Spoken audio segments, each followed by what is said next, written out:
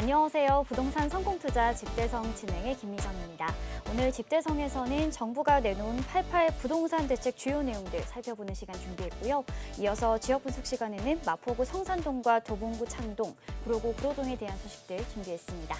집대성 참여 방법도 안내해드릴게요. 방송 보시면서 소개해드리는 지역과 관련해서 궁금하신 부분 있으시거나 강의 내용과 관련해서 조금 더 자세하게 알고 싶다 하시는 분들은 026007-8336번으로 전화 주시면 전문가의 자세한 상담 받아보실 수 있습니다. 아울러 본방송에서 제공하는 정보는 투자 판단에 대한 조언일 뿐 해당 부동산의 가치와 수익률을 보장하지 않습니다. 여러분의 현명한 부동산 투자를 도와드리는 집대성, 오늘 준비한 순서 본격적으로 시작해 보겠습니다.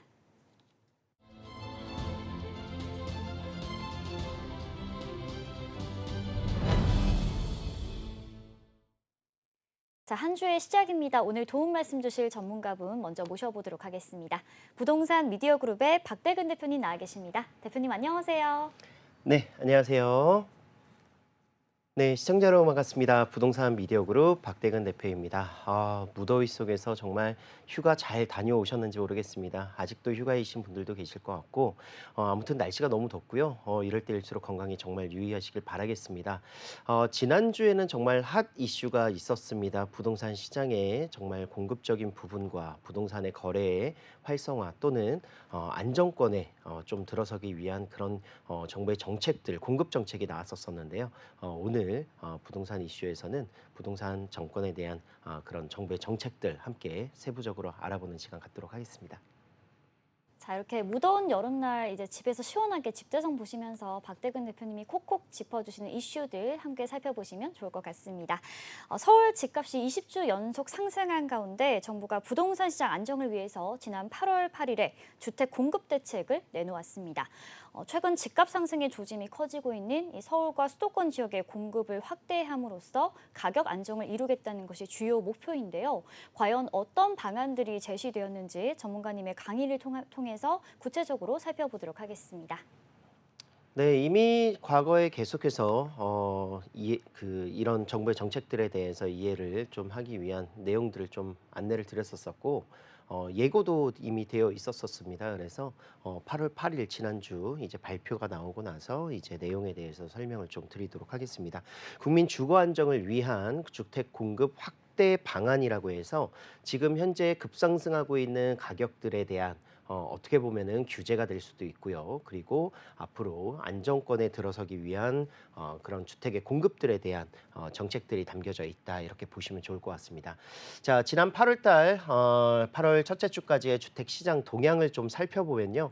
강남 3구와 용산 그리고 서울의 선호 지역들 위주로 해서 아파트, 특히나 비아파트를 제외한 아파트의 위주의 그런 상승세가 계속해서 나타나고 있었습니다. 실거래가 지수 변동률과 그리고 매매 가격 변동률을 살펴보시면은 주로 이제 강남 3구와 뭐 용산, 마포, 성동구 이런 지역들, 뭐 마용성을 비롯한 강남 3구 한강변 입지에 위치해 하고 있는 이런 지역들 위주로 해서 가격들이 계속해서 매매 가격이 상승하는 이런 모습들을 보여줬었고요. 실거래가 지수와 변동률도 보시면은 아시겠지만 2022년 하반기부터 시작을 해서 2023년까지의 그런 하락세가 쭉 상승하는 그런 모습들에서 지금 현재 2024년 1월 달부터 지금 상승되는 그런 지수를 보여주고 있었습니다. 자, 수도권 선호 지역도 상승세를 당연히 하고 있었습니다. 그 이유 중에 하나는 이제 중강남 지역들과 또 서울을 대체할 수 있는 이런 지역들에 대한 인기도 그리고 GTX라든가 이런 개발 호재들이 영향을 받을 수 있는 그런 수도권에 대한 지역들도 상승세를 좀 보였었고요. 하지만 반대로 지방권에 대해서는 지금 현재 계속해서 하락세가 나타나고 있다. 그래서 지역 내에서도 지역 간 또는 입지 간에 따라서 그런 차별성 또는 양극화 현상들이 나타나고 있는 상황이 올 상반기였다. 이렇게 안내를 드릴 수가 있겠습니다. 자, 그리고 지금 서울 지역과 수도권 지역들 아파트 매매 시장은 굉장히 상승세가 확대가 됐다라고 말씀을 드리고 있습니다. 지금 현재 꾸준하게 오르고 있는 모습들, 뭐 서울 같은 경우에는 9년 만에 최고의 가격대를 형성할 정도로 굉장히 높은 가격의 그런 상승들을 보여주고 있었고요. 하지만 비아파트 같은 경우에는 지방권의 주택 매매 시장과 비아파트에 있어서는 침체되는 모습들을 보여주고 있기 때문에 차별화의 그런 양상들을 보여주고 있습니다. 자, 그렇기 때문에 지역별 그리고 유형별 맞춤 대응이 필요하다라고 저는 생각을 하고 있다라는 것이고요. 비아파트 같은 경우에는 인허가와 착공의 감소가 지금 현재 준공으로 이루어지지 않는 부분들, 인허가를 받지 않기 때문에 착공도 되지 않고 또 준공되지 않다라는 점에서 장기 평균의 40%까지 지금 현재 감소된 모습을 보여주고 있습니다. 자, 비아파트의 공급 추이만 보더라도 지금 현재 계속해서 꾸준하게 하락세가 지금 보여지고 있는 모습이고요. 실질적으로 지금 현재 전반적으로 주택 공급은 위축되어 있는 상황이다. 아파트도 역시 이런 원자재 가격의 상승과 인건비의 상승들 그리고 뭐 PF 대출이라든가 시공 시행하기에 굉장히 어려운 그런 외부적인 사항들로 인해서 착공과 인허가가 굉장히 또 많이 떨어져 있는 상태입니다. 그렇기 때문에 전반적으로 주택 공급은 위축되어 있는 상태는 확실하고요. 그리고 특히나 이제 전세 사기의 그런 여파로 인해서 비아파트 공급 급 하락되는 그런 모습들 굉장히 많이 보여줬었죠. 그래서 좀 빌라는 배제하고 좀 대출을 활용해서 아파트로 넘어가던가 아니면 빌라를 매수하거나 또는 전세나 월세 굉장히 좀 꺼려하게 되는 그런 상황들이 나타나서 불균형이 굉장히 많이 나타나고 있다라고 말씀을 드릴 수가 있겠습니다. 그래서 주택 공급에 대한 그런 정상화가 굉장히 많이 필요한 것이고 실질적으로 모두가 뭐 사회 초년생부터 시작을 해서 신혼부부라든가 내 집 마련을 하기 위해서 또는 전월세부터 이제 주거의 목적성을 가지고 독립을 하는 세대일 경우에는 아파트로 바로 넘어가기에는 굉장히 자금적인 부분이라든가 이런 부분들이 부담될 수밖에 없다라는 것이죠. 그래서 주거의 사다리의 역할들을 할 수 있는 빌라라든가 또는 전세 월세 이런 부분들이 좀 공급적인 부분에서 잘 뒷받침을 해줘야 안정적인 그런 단계적인 그런 주택의 공급들이 원활하게 이루어질 수가 있는데 그런 부분들이 지금 현재 아파트를 제외한 빌라의 그런 공급들이 굉장히 축소되어 있는 상황이다 보니까 오히려 비상식적인 가격대의 상승들이 아파트로 몰리게 될 수밖에 없다라고 이렇게 주택 시장의 동향을 살펴볼 수가 있겠습니다.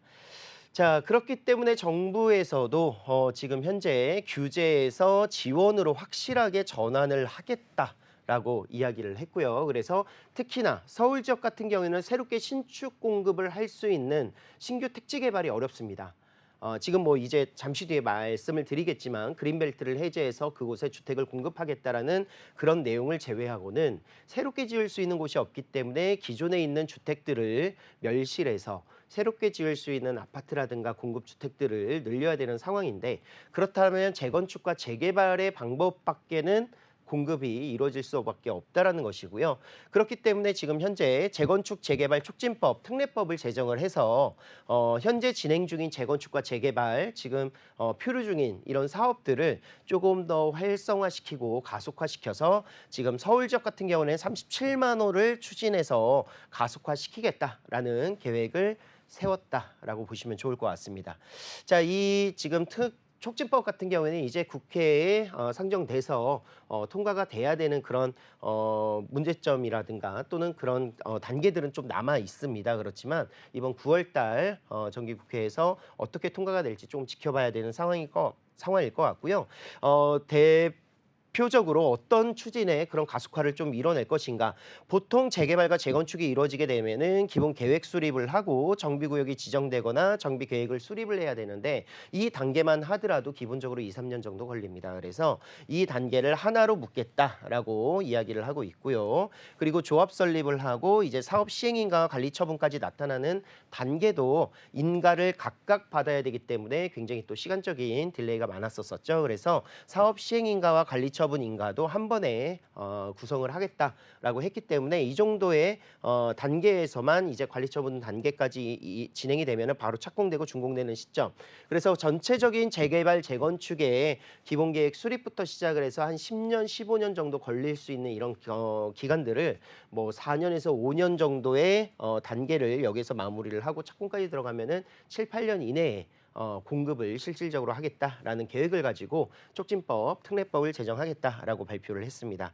자, 그리고 재건축 조합 설립을 위해서도 동의 요건이 75%였는데 70%, 그리고 각 동간에서도 2분의 1 지금 현재 조건 사항들이 3분의 1까지 좀 완화시켜서 실질적으로 이제 어느 정도의 동의만 이루어지면은 재건축을 이룰 수 있도록 이렇게 범위를 좀 확대를 했고요. 그리고 역세권 정비 사업과 그리고 일반 정비 사업들의 용적률의 상한선들도 개선해서 조금 더 높게 올라갈 수 있는 건축물들을 지으면서 공급을 조금 더 늘리겠다라고 이야기를 하고 있습니다. 자, 금년 11월에는 2.6만 호 플러스 알파 규모의 일기 신도시를 정비해서 선도지구를 선정하고 이야기 많이 나왔었죠. 선도지구를 선정하고 2025년 이후 선도 물량 정비 계획 수립 등 순차적으로 정비를 하겠다라고 발표를 했습니다. 그래서 2026년에 최초 인허가를 내고 2029년까지 인허가 8.8만 호 그리고 착공을 4.6만 호까지 추진을 하겠다라고 했는데 시간이 많이 남지는 않았죠. 뭐 2년 뒤에 최초 인허가를 내겠다라는 것은 지금부터 빨리 준비를 해야 어느 지역을 선도지구로 지정을 하고 이곳에서 어떤 계획을 가지고 인허가를 내서 바로 착공이 들어갈 수 있을지를 계획을 세워야 되기 때문에 굉장히 좀 빠듯합니다. 좀 빨리 움직이지 않을까 생각을 하고 있고 실질적으로 이렇게 된다면 1기 신도시의 정비 사업이 굉장히 큰 탄력을 받지 않을까 이런 생각들을 하고 있고요. 하지만 어느 정도의 서울 지역에 대한 가격대의 그런 좀 안정화라든가 이런 부분에 있어서는 조금 더 지켜봐야 되지 않을까 생각을 하고 있습니다. 실질적으로 수도권 지역들, 뭐 신도시 지역들, 특히나 1기, 2기 신도시 지역들에 대한 공급 물량 확대는요.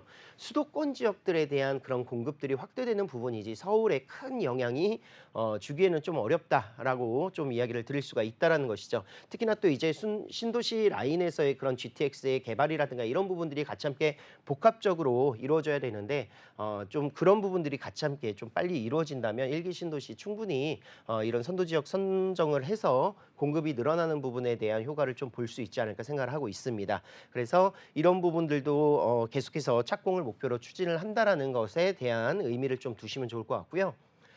자, 빌라 등 비아파트 시장을 정상화하겠다라는 것이 실질적으로 어떻게 보면은 가장 중요한 내용이 아닌가 생각을 하고 있습니다.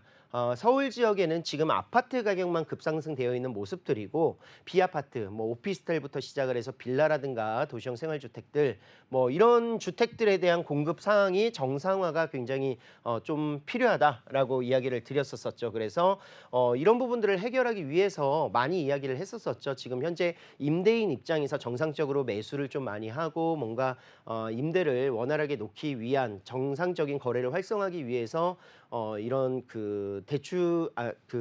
보증보험 가입의 요건, 공시지가의 126% 이런 부분들을 좀 해지해야 되는 부분들을 좀 생각을 했었었는데 생각보다 그 내용은 나오지 않고요. 정부에서 직접적으로 공공주택을 전월세로 무제한 공급하겠다. 자, 무제한으로 공급하겠다는 건 공급량을 늘리겠다는 것이기 때문에 전월세의 안정화가 일어날 수는 있습니다. 그런데 어떻게 무제한으로 공급을 하느냐, 이 매입을 어떻게 할 것인가가 굉장히 중요하다고 볼 수가 있겠는데요. 지금 공공 신축 매입을 2025년까지 11만 호 플러스 알파를 집중적으로 매입해서 공급을 하겠다라고 했습니다. 그래서 이런 뭐 상황이 정상화될 때까지 무제한으로 매입을 하겠다라는 건데, 자, 일반 빌라 시행사 또는 일반 빌라 건축주, 건축사의 그런 건축물들을 정부가 매입을 하고 이런 수요가 있는 그런 소비자들에게 전월세로 무제한 공급을 안정화될 때까지 하겠다라고 하는 겁니다. 자, 이것은요, 수요자에 대한 혜택보다는 어떻게 보면은 공급자에 대한 혜택이 굉장히 크다라는 것이죠. 그래서 새롭게 건축물을 올릴 수 있는 이런 시공사라든가 이런 회사들에 대한 규제를 굉장히 많이 풀어줄 수 있다라는 것입니다. 지금까지 그런 시행사들이 인허가를 받지 않고 착공을 하지 않았던 이유는 수요가 없었기 때문입니다. 이걸 누군가 사가는 사람이 없었기 때문인데 정부가 직접 사겠다고 했기 때문에, 그렇다면 너도 나도 좋은 땅들 또는 가지고 있었던 땅들 또는 뭐 이런 부분들을 건축을 짓겠죠. 준공을 하겠죠. 준공하는 데 필요한 그런 자금들은 사실상 예전에 비해서 굉장히 많이 올라가 있습니다. 땅을 매입하는 가격도 있을 것이고요. 뭐 요즘 건축비라든가 또는 인건비도 굉장히 많이 올랐을 것이고요. 자, 그런 가격들을 정부가 어찌됐든 간에 뭐 살 수 있는 금액이 돼야 살 수 있는 거고 팔 수 있는 가격이 돼야 팔 수 있듯이 그 부분들을 좀 비싸게라도 사서 무제한 공급하겠다는 것인데, 저는 약간 걱정하는 것은 여기에서 이제 뭐 실질적으로 수요자들 전월세 사시는 분들이 공급이 늘어나는구나라고 해서 좋아질 수는 있습니다. 그러나 이 이후의 단계가 굉장히 좀 걱정이라는 것이죠. 실질적으로 정상적인 부동산 시장은 경제 원리에 따라서 좀 잘 운영될 수 있도록 맞춰줘야 됩니다. 정부의 개입이 계속 진행되고 심해지면 심해질수록 좀 나타날 수 있는 비상식적인 그런 거래라든가 이런 부분들이 계속해서 나올 수 있어요. 그렇기 때문에 지금 당장은 어느 정도의 공급은 이루어질 수 있으나 그 이후에 언제까지 무제한으로 매입할 수 있지는 못하지 않습니까? 그래서 이 이후에는 과연 어떤 상황이 시장이 형성될 것인가. 결국 이 시기가 무제한 매입이 끝나고 나서는 다시 한번 공급 위축이 올 수밖에 없다라고 말씀드릴 수밖에 없습니다. 그동안에 이제 시세라든가 이런 부분들이 정부가 매입하던 가격이 있기 때문에 그 가격 정도의 시세가 형성이 될 텐데 그 가격 시세에서 다시 이제 정상적인 경제 원리에 따라서 수요와 매도와 매수가 생길 수 있는 그런 시장이 생길 수 있느냐, 좀 제가 볼 때는 좀 어렵지 않나 이런 생각들을 할 수 있습니다. 그래서 이 부분을 좀 자유롭게 경제 원리에 따라서 움직일 수 있도록 좀 풀어줘야 되지 않을까 이런 생각들을 하고 있고요. 자, 그리고 임대인 입장에서도 이제 이 내용이 좀 나왔죠. 그래서 6년 임대 후 분양 전환. 이것도 지금 현재 무제한 공급하는 것뿐만이 아니라 임대를 하고 나서 매입할 수 있게도 만들어 주겠다라고 하는 겁니다. 그래서 신축 매입 11만 호 중 5만 호는 전환형으로 해서 뭐 예전 지금 아파트 같은 경우에도 이제 임대 전환 장기 전세에 살다가 이제 임대 분양으로 전환하는 그런 내용들처럼 빌라도 이렇게 분양 전환을 하겠다라고 내용을 발표했습니다. 자, 그리고 이제 뭐 공급자에 대한 혜택들, 뭐 소규모 건설업자 취득세 중과 완화를 시켜주겠다, 내가 신축을 짓겠다라는 계획을 가지고 이제 매수를 하게 되면은 중과세 12%가 아니라 뭐 기본 세율 이렇게 적용을 하겠다라고 발표를 했고요. 임대사업자 등록도 단기 등록, 임대 등록 지금 현재 6년짜리가 생긴다라고 보시면 될 것 같습니다. 지금 현재 10년이잖아요. 그래서 6년 단기 임대가 가능하고 단기 임대가 중요한 이유 중에 하나는 지금 현재 신축 매입이 2027년도까지는 취등록세라든가 또는 종부세라든가 양도소득세에 대한 주택수 산정 배제를 해주고 있죠. 그런데 2년이 늘어났습니다. 2025년까지가 아니라 2027년까지 이번에 발표가 됐는데요. 임대사업자 등록을 하면은 신축이 아니라 구축도 기존에 있는 주택들도 그렇게 종부세 이런 그 세제 혜택에 주택수 배제를 해주기 때문에요. 6년 단기 임대 등록이 굉장히 중요하게 좀 포인트가 될 수 있다라고 말씀드릴 수가 있습니다. 자, 그래서 임대사업자 취득세, 재산세 감면 일몰 기한을 연장 아까 말씀드렸다시피 2025년이 아니라 2027년까지 지금 연장을 했고요. 그리고 신축 소형주택 구입을 했었을 때 취득세, 종부세, 양도세, 산정주택수 제외를 해주겠다라고 했는데 기축 같은 경우에는 등록 임대주택을 등록해야 됩니다. 그래서 6년짜리를 등록해서 주택수 제외를 받는다면 내가 몇 채를 투자하더라도 사실상 이런 혜택들로 인해서 세금적인 부담이 덜 수 있다라고 말씀을 드릴 수 있습니다. 자, 그리고 생애 최초 소형주택 주택을 구입하게 되면은 취득세 감면액 한도액 300만 원으로 확대가 됐고요. 그리고 빌라 등 비아파트 구입자 지금 청약 시 무주택으로 인정하겠다라고 했는데 이것도 굉장히 중요한 것 같아요. 주택이 있으면 청약에서의 가점이 없습니다. 그래서 주택을 구입하지 않고 청약을 위해서 돈을 꾸준하게 모으시는 분들도 있고 물론 좋은 주택을 청약에 당첨돼서 입주하시는 분들도 있으신데 아까 말씀드렸던 주거의 사다리 빌라가 중간에 거쳐갈 수 있는 단계들이 정말 필요하다라고 말씀드릴 수가 있는데요. 중간에 아파트 청약 전까지 내가 주택을 매수하는 그런 소형주택들, 비아파트 구입자들에 대해서는 주택수에 포함시키지 않는 무주택으로 인정을 하겠다라는 내용입니다. 그래서 중간에 거쳐가기 위한 이런 주택 매입들은 굉장히 좀 효과적인 방법으로 나타나지 않을까 생각을 하고 있습니다. 자, 어떤 영향들이 있을까요? 지금 현재 나왔었던 아까 말씀드렸었던 그린벨트 해제 8만 원 공급을 하겠다라고 했는데 과거에도 이제 그린벨트를 해제하겠다라는 발표 계획들은 굉장히 많았었습니다. 그런데 실질적으로 시행되기가 어려웠었던 부분들이 굉장히 많고요. 이 부분은 발표가 됐지만 심리적인 시그널, 심리적인 안정감, 공급이 될 것 같구나. 또 강남권에 많이 몰려 있지 않겠습니까? 그린벨트 같은 경우에는. 그래서 그런 부분들은 좀 좋은 영향들로 좀 안정화시킬 수 있는 방법들은 될 수 있으나 과연 진행이 될까? 또 시기가 좀 빨리 진행될 수 있을까? 지금 단기적으로 공급이 많이 부족한 상황 아니겠습니까? 그래서 이런 부분들은 조금 더 지켜봐야 된다라고 생각을 하고 있고요. 자, 그리고 비아파트 공급 정책, 공공 신축 매입 임대 사업성에 대한 리스크, 아까 말씀드렸었던 무제한으로 매입한다는 것은 결국은 끝이 나올 수밖에 없다라는 것이죠. 무제한이 끝났었을 때 그 다음 시장이 어떻게 변화되어 있을 것인가, 영향을 어떻게 받을 것인가, 그거에 대한 리스크가 좀 있을 수 있다. 그리고 단기적인 임대 공급보다는 장기적인 거래량 상승으로 인한 공급이 필요한데 아까 말씀드렸었던 거죠. 그래서 기존 임대인들이 좀 임대를 활성화시키고 또 주택들을 매수해서 뭔가 안정적인 공급들이 늘어날 수 있도록 좀 정해져야 되는데 이런 부분들이 아니라 단기적인 그런 시행들이 이루어지게 된다라면 시장에 좀 변화라든가 이런 부분들이 못 따라갈 수 있다라고 말씀드릴 수가 있겠습니다. 자, 그리고 실거주 플러스 투자 수요의 안정적인 거래 활성화 정책이 필요합니다. 지금 현재 실거주가 주가 돼서 아파트를 매수하고 있죠.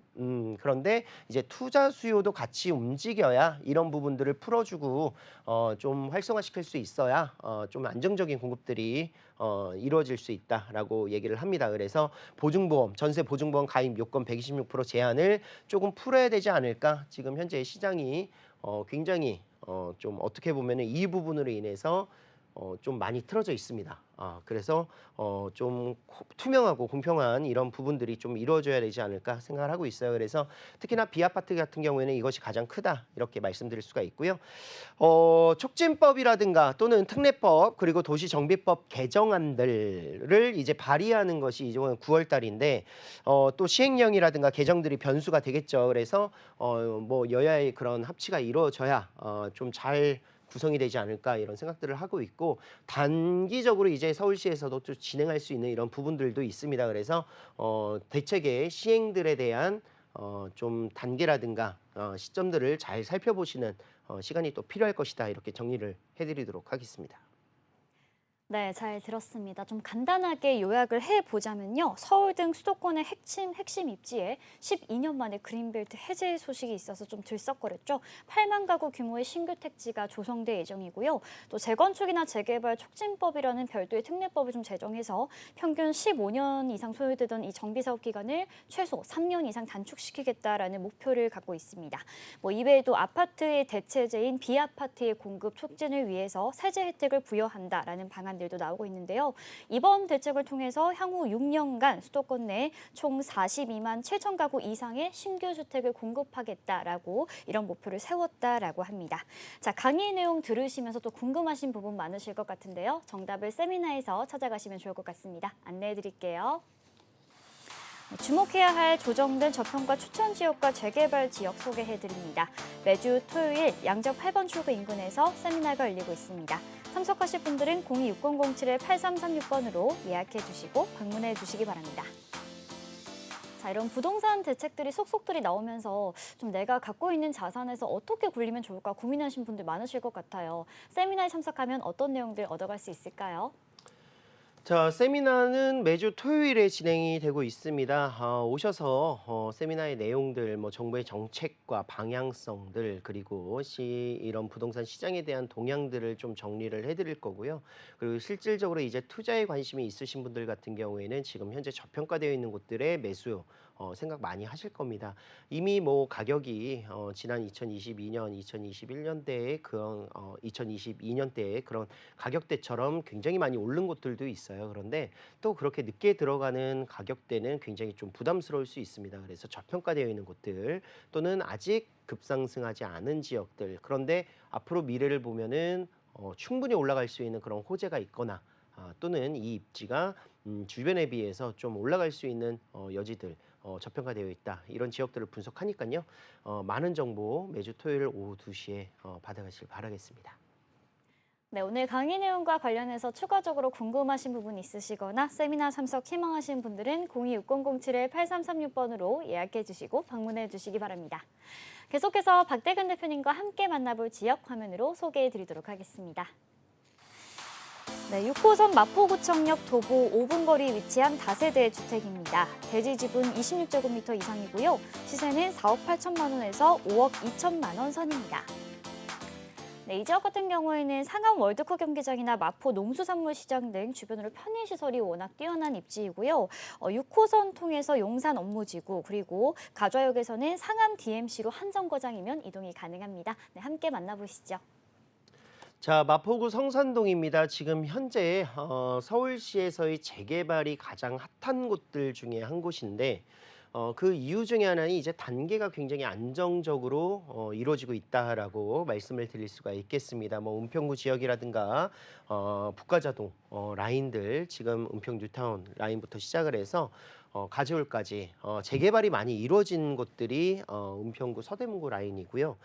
마포구 같은 경우에는 토지가라든가 또는 재건축 재개발을 하기에는 시기가 조금 걸릴 수밖에 없는 이유들이 있습니다. 공시가의 가격들도 있고 그런 부분들이 많이 있었었는데 결국은 노후도로 보면은 기존 그 서북 지역에서도 정말 단연 재개발이 필요한 지역들 중에 한 곳이고요. 성산동입니다. 바로 이곳 성산동은 재개발 지금 현재 모어타운 사업 선정지 개발 계획 구역으로 지정이 되고 계획이 나왔죠. 그래서 이 지역이 이제 새로운 신축 아파트로 조성이 된다라고 생각을 하시면 될 것 같고요. 성산동 내에서도 지금 현재 그 구역들이 지금 나와 있습니다. 모아타운에 이제 하나의 구역들이 나와 있는데 마포구청역에서 도보 5분 거리에 위치하고 있는 곳이기도 하고요. 그렇기 때문에 역세권으로서의 성산동의 그런 가치가 굉장히 높아질 수밖에 없다. 이렇게 정리를 할 수 있습니다. 그리고 상암 DMC 디지털 미디어 시티역까지 가게 되면은 상암 DMC의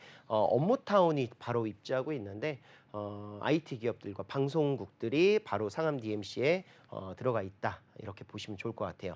또 지하철 상암 디지털 미디어 시티역에서는 공항철도와 경의중앙선을 이용할 수 있고 뭐 가자역에서도 경의중앙선까지 7분 거리 위치하고 있습니다. 그리고 6호선을 따라서 이동하면은 2호선과 5호선을 환승할 수 있는 노선들이 있는데 2호선 하면은 서울을 회선하는 노선이고 5호선 하면은 직장인 노선이라고 해서 서울의 대규모 업무지구를 진입하는 노선이 되겠습니다. 그래서 마포구에서의 지하철 노선은 굉장히 사통팔달 잘 구성되어 있다 이렇게 말씀드릴 수가 있겠고요.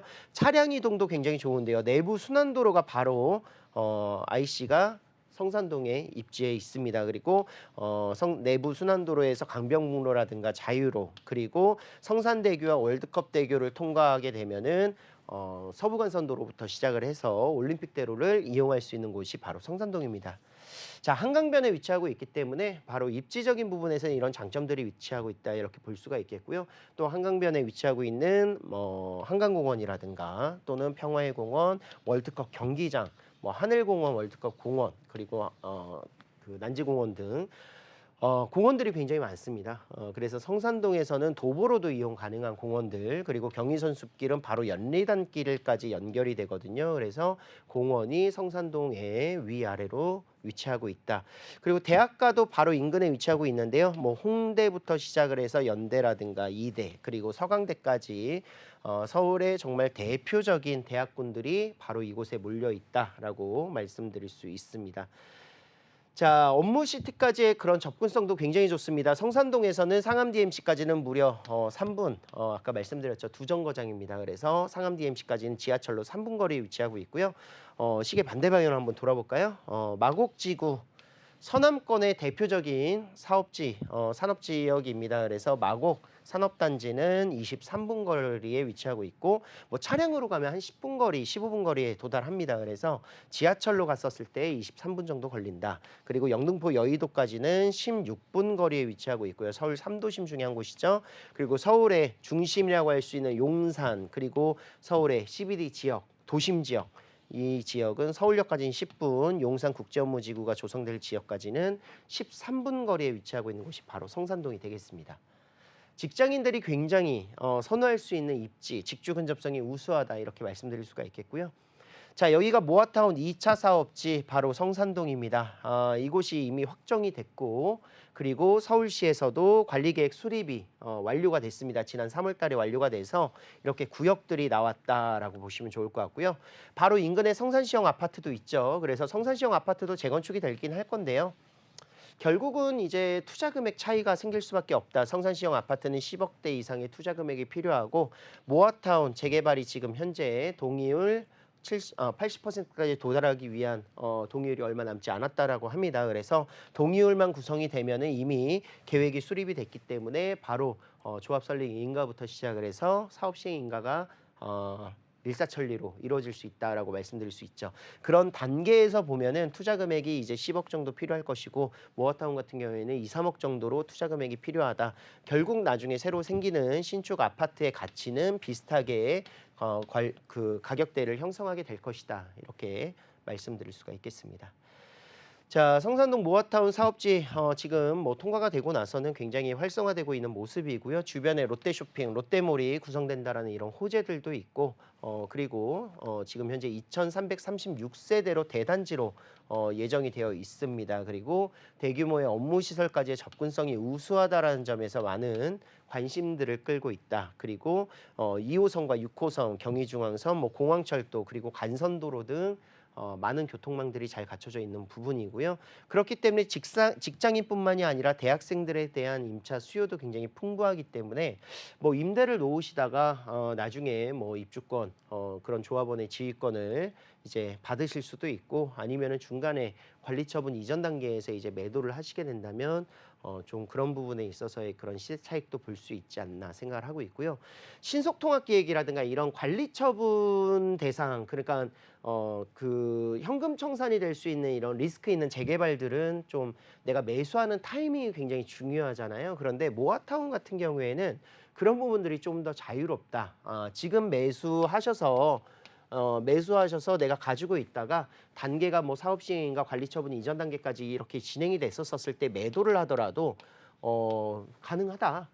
그리고 매도하지 않고 내가 가지고 있다가 아파트로 입주를 하셔도 된다라고 말씀드릴 수 있습니다. 그리고 지금 현재 좀 규제적인 부분이 많이 풀렸잖아요. 그래서 이곳 같은 경우에는 매수하고 나서 무주택자라면 2년 실거주 요건이 또 없습니다. 그래가지고 그냥 2년만 보유를 하고 매도하셔도 비과세가 될 수 있는 부분들 그리고 임대사업자를 등록한다면 아까 말씀드렸었던 주택수에서 배제될 수 있기 때문에 뭐 취등록세의 그런 중과 양도소득세의 중과 없이 투자할 수 있는 그런 방법들도 충분히 있다. 이렇게 정리를 해보겠습니다. 자, 매매 금액은요 4억 8천만 원에서 지금 5억 2천만 원. 서울의 중심이라고 할 수 있는 지역들에 대한 접근성이 굉장히 우수하고 마용성의 마포 지역이고 뭐 교통시설 잘 되어 있고 업무타운까지의 접근성 뭐 20분 내에 모두 도달하고 이런 지역인데 4억 8천에서 5억 2천만 원이다. 지금 현재 뭐 그 양도소득세에 대한 부담으로 인해서 좀 매가가 좀 낮게 나와 있는 부분이 있거든요. 그래서 좀 관심이 있으신 분들은 뭐 투룸 기준으로 한 4억 정도 하고 있고요. 4억 정도 하고 있고 3룸 기준이 4억 8천에서 5억 정도니까 어떻게 보면은 뭐 투룸보다는 3룸이 나중에 감정 받았었을 때 훨씬 더 유리할 수 있지 않을까 생각을 하고 있습니다. 자, 전세는 지금 현재 3억에서 3억 4천만 원 정도 시세고요. 예상 실투자 금액은 2억이 좀 되지 않는 금액 1억 8천 정도로 투자가 가능하시겠습니다. 네, 마포구 성산동 다세대 주택 함께 만나봤습니다. 웨이버스 복지도로 짚어볼게요. 자, 일단 이 지역의 지적도 좀 먼저 살펴보도록 하겠습니다. 지금 노란색이 주거 지역이고요. 가자역 3번 출구, 4번 출구 인근에 있는 이 상업지를 제외하고는 대부분이 주거 단지다라고 보시면 될 것 같습니다. 이 지역의 좀 아파트 살펴보시면 성산동의 최대호라고 불리는 시형 아파트 비롯해서 노후 주택에 대한 개발 압력이 상당히 높은 곳입니다. 또 이 대상지가 모아타운 2차 선정지인데다 관리 계획까지 완료되었다는 점 체크를 해보시면 좋을 것 같고요. 지하철 노선 상당히 잘 되어 있습니다. 6호선 마포구청역 그리고 경의중앙선 가좌역 이외에도 경의중앙선 타고 한정거장만 가면 상안 DMC역인데 이곳에서 3개의 노선을 이용해 볼 수가 있습니다. 공항이나 상암 DMC 업무 종사자의 수요 풍부하고요. 마곡이나 여의도 이동도 수월하다는 점 체크해 보시기 바랍니다. 026007-8336번으로 전화 주시면 전문가의 자세한 상담 받아보실 수 있습니다. 이어서 대표님과 함께 만나볼 지역 화면으로 소개해 드릴게요. 1호선, 4호선 창동역 역세권입니다. 전용 면적 약 37제곱미터의 도시형 생활주택이고요. 시세는 2억 8,500만 원에서 2억 9천만 원 선입니다. 네, 창동역에는 GTX 신호선이 예정되어 있습니다. 삼성역까지는 10분 되면 이동이 가능하다라는 미래가 보이는 곳이고요. 북한산이나 도봉산, 오이천 등 서울에서는 좀처럼 누리기 힘든 자연 환경을 만끽하실 수가 있습니다. 함께 만나보시죠. 자, 노도강에서 도봉구가 요즘 매매 거래에 대한 거래량들이 상승하고 있다라고 볼 수 있습니다. 계속해서 올라가고 있는데 그 이유 중에 하나가 바로 창동역. 이곳에 대한 투자 포인트가 굉장히 많기 때문이다. 이렇게 정리를 할 수 있습니다. 지금 현재 1호선과 4호선 교차가 되는 더블 역세권인데 앞으로는 두 개의 노선이 더 늘어나는 쿼드러플 역세권으로 바뀌게 됩니다. 그래서 KTX가 신설이 되고요. GTX 신호선이 예정되어 있는 곳이기 때문에 광역철도망까지 들어가는 창동역이 된다는 것이고 기존에도 창동역은 두 개의 노선뿐만이 아니라 노원역의 7호선 강남권에 진출이 가능하고 그리고 동부간선도로가 있기 때문에 차량으로도 굉장히 빠른 강남권 그리고 동쪽 라인의 핵심적인 교통 그런 역할들을 하고 있었습니다. 이 창동역이 예전에는 이제 아파트 단지들과 노원과 상계 중계, 뭐 창동 이런 지역들 아파트 단지가 밀집되어 있는 베드타운이었는데 이제는 업무 시설들이 증가되는 모습까지도 기대를 하기 때문에 거래량이 상승하고 있다 이렇게 말씀드릴 수 있어요. 바로 창동상계 도시재생 활성화 지역이라고 해서 문화면 문화, 공연장이면 공연장, 뭐 업무 시설이면 업무 시설, 교통 시설이면 시설 이런 부분들이 계속해서 늘어난다라고 보시면 좋을 것 같아요. 그래서 도시재생 활성화 지역으로 자족적인 업무 시설까지 포함하고 있는 그런 지역이 된다 이렇게 말씀드릴 수 있습니다. 자, 그리고 노후되어 있는 곳들도 굉장히 많기 때문에 재건축 재개발이 활발하게 이루어지고 있는 곳이 바로 창동이고요. 실질적으로 아파트 단지들도 지금 현재 재건축들이 이루어지고 있는 모습, 뭐 빌라 같은 경우에는 재개발들이 이루어지고 있는 모습들을 계속해서 볼 수가 있습니다. 그래서 뭐 신속통합기획부터 시작을 해서 뭐 재개발 지역들에 대한 모아타운이라든가 그런 소규모 개발 계획들, 뭐 공공으로 진행되는 사업들도 굉장히 많고 노후되어 있는 곳들이 새롭게 깨끗한 주거지로 변화된다는 것은 그만큼 가치가 올라가는 것이다라는 거 충분히 인지하실 수가 있으실 겁니다. 그리고 이렇게 많은 사업지들이 있다라는 것은 이주 수요에 대한 수혜들도 분명히 있을 것이고요. 그렇기 때문에 이 창동 지역들이 빠르게 변하고 있는 모습을 보여주고 있는데 바로 이렇게 계획들을 잡고 창동 역세권에는 7광역중심지로서 지정이 되고 도시기본계획에 따라서 많은 기업들 300여 개의 기업과 1만 3천여 개의 일자리를 창출하겠다라고 발표를 했습니다. 자, 이곳 창동에서만 1만 3천여 개고 노원까지 포함을 하게 되면 약 4만여 개 정도의 일자리가 창출이 되거든요. 그래서 정말 어떻게 보면 동부권에서 굉장히 핫한 그런 일자리가 창출되는 지역이 되지 않을까 생각을 하고 있습니다. 지금 현재 문화기업 입주가 완료가 된 곳들입니다. 뭐 창동 라인에서 300여 개의 문화기업들이 입주를 했고 2,500여 명이 지금 상주에서 일을 하고 있다. 그리고 창동역 인근 지역에 뭐 하나로마트 지금 현재 구성되어 있는 곳은 뭐 유통단지가 조성이 될 것이고 문화체육시설이 들어가 있는 곳은 바로 이곳에서 아레나, 복합문화시설, 공연장이 생긴다라고 보시면 좋을 것 같습니다. 공사가 이미 착공이 됐고요.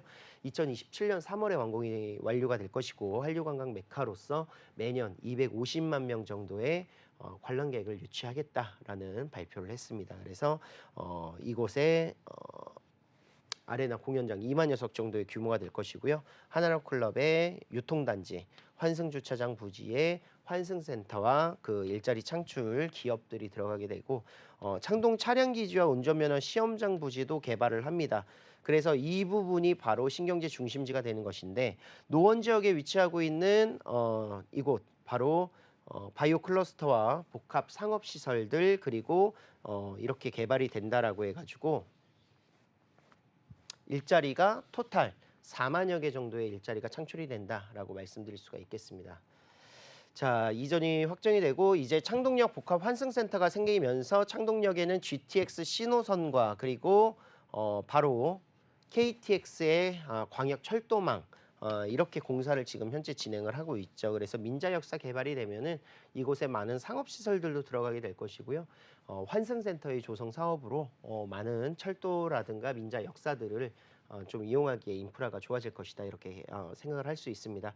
자, 그리고 동부간선도로 지하 사업도 진행을 합니다. 그래서 지상부에 위치하고 있는 이런 동부간선도로가 지하로 구성이 되고 왕복 12차선 구성이 되고요. 지상부는 수변공원으로 조성이 된다라고 이야기를 하고 있습니다. 그리고 교통으로서는 지금 현재 강남까지 이어지는데 이 지하화가 영동대로 지하화까지 이어집니다. 그래서 영동대로 지하화에서 이어질 수 있는 굉장히 대규모적인 사업이 되겠죠. 그래서 굉장히 빠른 차량의 진출입도 좀 기대해 볼 수가 있겠습니다.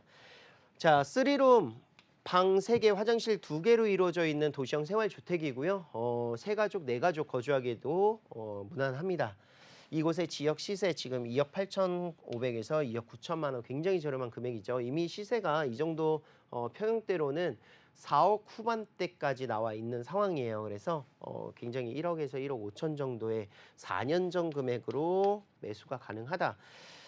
분명히 매수하는 데 있어서 빌라를 좀 꺼려하실 수도 있습니다. 그런데 아까 말씀드렸었던 지금 현재 정부의 정책들은 빌라에 대한 거래량들을 정상화시키기 위한 혜택들을 많이 주고 있거든요. 그래서 매수하는 데 있어서의 그런 세제 혜택들 또는 내가 투자를 하는 데 있어서의 그런 투자 혜택들 좀 충분히 누려보시길 바랄게요. 전세 시세는 2억 5천에서 2억 7천만 원, 그래서 예상 실투자 금액은 2천에서 3,500만 원 정도의 소액 투자가 가능하시겠습니다. 네, 도봉구 창동 함께 만나봤습니다. 웨이버스 복지도로 살펴볼게요. 자, 서울 동북부의 중심지로 앞으로 거듭나게 될 창동 함께 살펴보도록 하겠습니다. 일단 지하철 노선 먼저 살펴볼게요.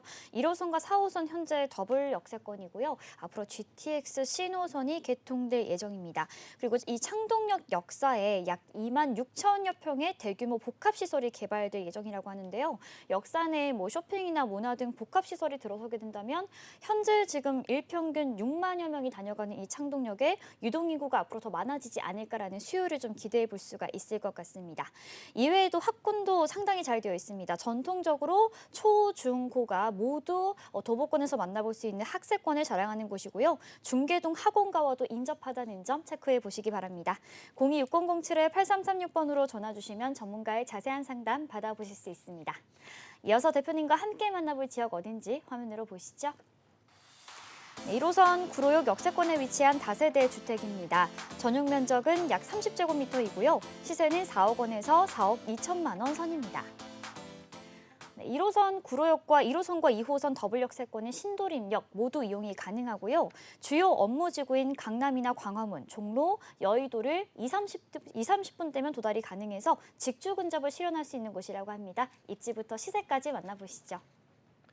네, 지난 1월 달에 발표를 했었던 이제 공급 주택에 대한 그런 확보, 지금 소형 주택에 대한 혜택들 나와 있는데 2년간 준공된 소형 신축 주택 60제곱 이하 수도권 6억 원 이하의 그런 가격대를 구성하면은 취득세와 양도세, 종부세 산정 시 주택수 제외하겠다라고 했습니다. 언제까지?